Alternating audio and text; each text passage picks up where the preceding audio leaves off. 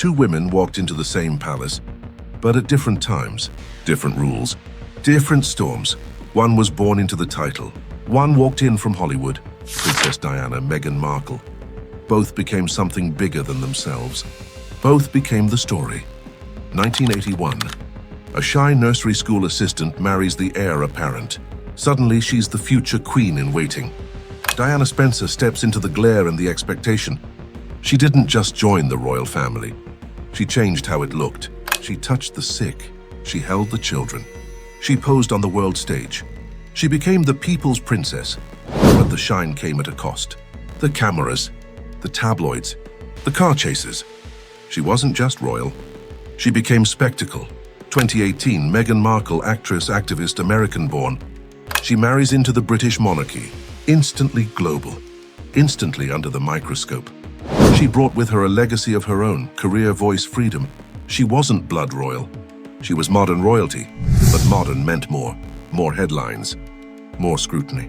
Her every move dissected, shared, amplified. At first glance, they seem different. One 1980s royalty. One 21st century duchess.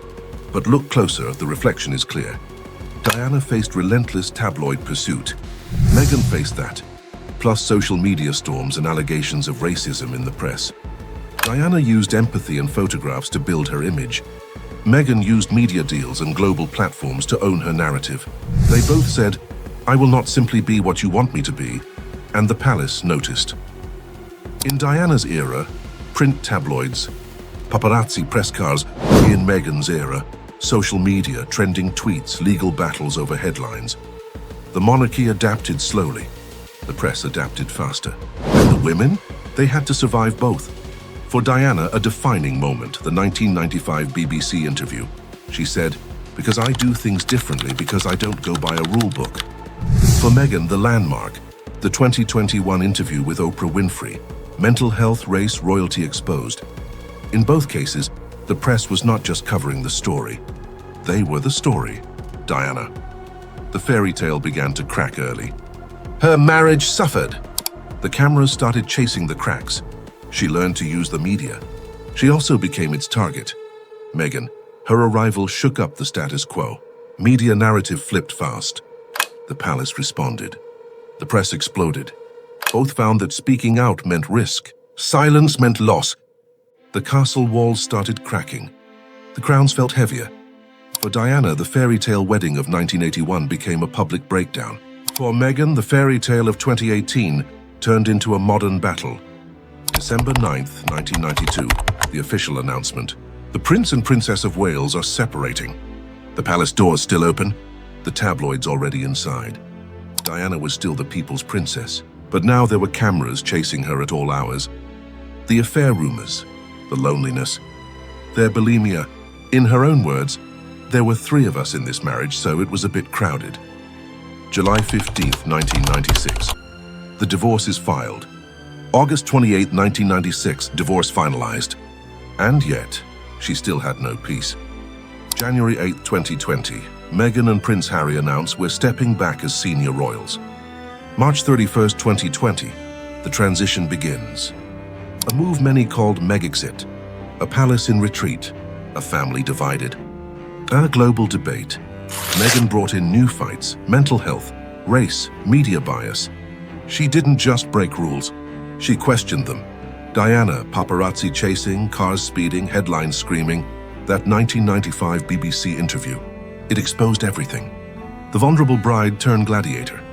Meghan, Instagram storms, racial undertones, royal protocol clashing with Hollywood. She wasn't just in royal life, she was fighting it.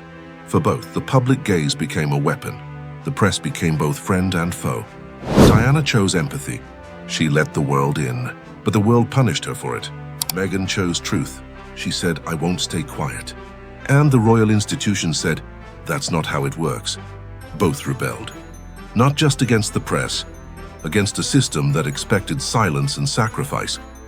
Diana's separation didn't quiet the headlines, it amplified them.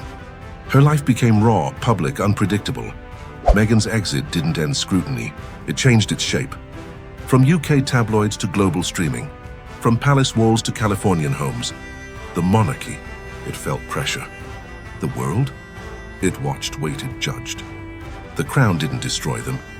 The cameras almost did. Diana knew the game. She played it better than anyone. She leaked stories. She posed for paparazzi. She used media to fight the silence. But the tabloids wanted chaos, not truth. Headlines turned love into scandal. A princess became prey. Fast forward to Meghan. Different century. Same battlefield. Diana faced newspapers. Meghan faced the internet. Trolls, tabloids, and TV debates. She sued the Mail on Sunday, and won.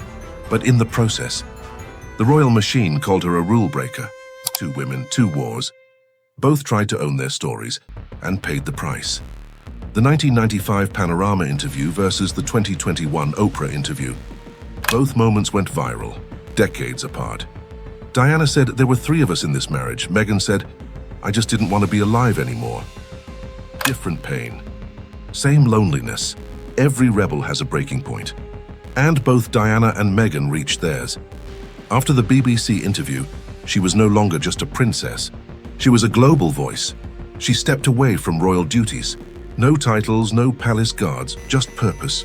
She walked through minefields, held AIDS patients' hands, and proved compassion was stronger than protocol. 20. She and Harry said goodbye to the firm. No balcony, no bowing, just freedom. They moved to California, signed deals with Netflix and Spotify, and built Archewell, a platform for change. The cameras followed Diana until Paris. The headlines still follow Meghan online. The system lost them, but the story didn't end. August 31st, 1997, Paris, a tunnel, a flash of cameras, and silence. The world lost Diana, but her story didn't die with her.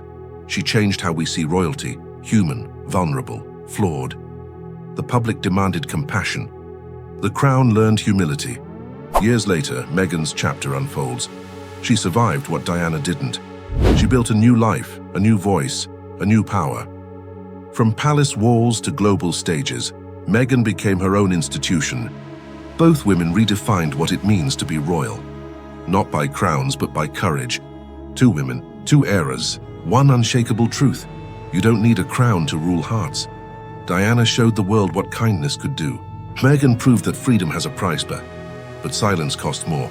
Decades apart, their stories mirror each other. Different cameras, same spotlight, different century. Same courage. The monarchy may endure, but so does their legacy. Diana walked so Meghan could speak, and together, they changed what it means to be royal. If you felt their story, hit subscribe, leave a comment, and share this with someone who still believes in compassion over crown. Because legends never die, they just find new voices.